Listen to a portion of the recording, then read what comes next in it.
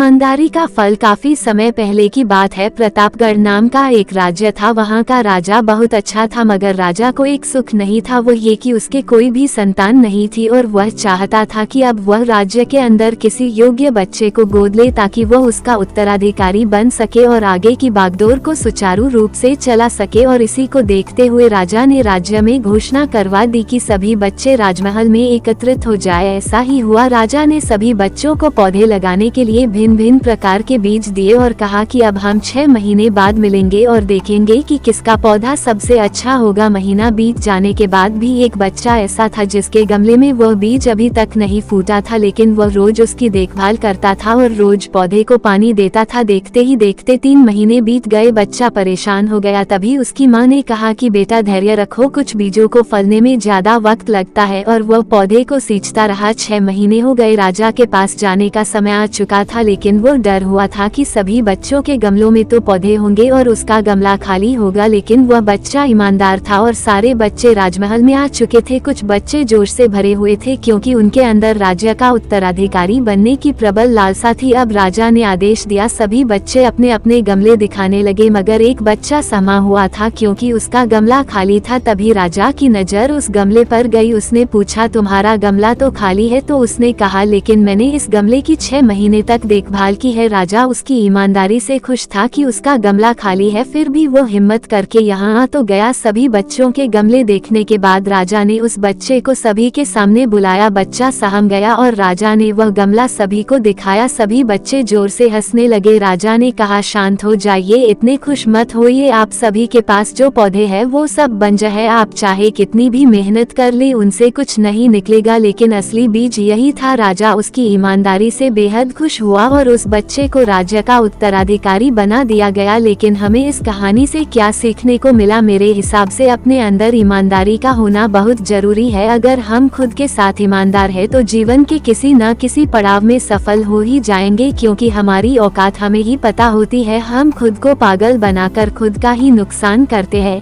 एक मछली और एक मेढक की सोच। कुएं में एक मेढक रहता था।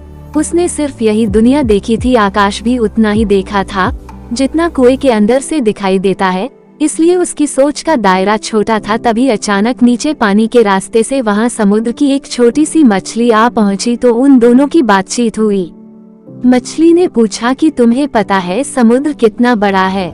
मेढक ने एक छलांग लगाई, बोला इतना होगा। मछली बोली, नहीं कि बहुत बड़ा है।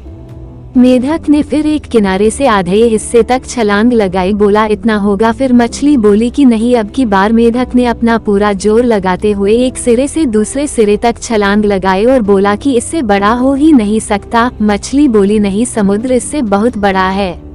मेढक वो विश्वास ही नहीं हुआ। उसको लगा कि मछली झूठ बोल रही है। दोनों ही अपनी अपनी जगह सही थे। अंतर था तो उनकी सोच में। मछली की सोच अपने माहौल के हिसाब से थी और मेढक की सोच भी जिस वातावरण में वो रहता था ठीक वैसी ही थी। रियल लाइफ में भी तो यही होता है दोस्तों। जिस माहौल में हम रहते हैं हमको लगता है यही जीवन की सच्चाई है, लेकिन हम गलत है।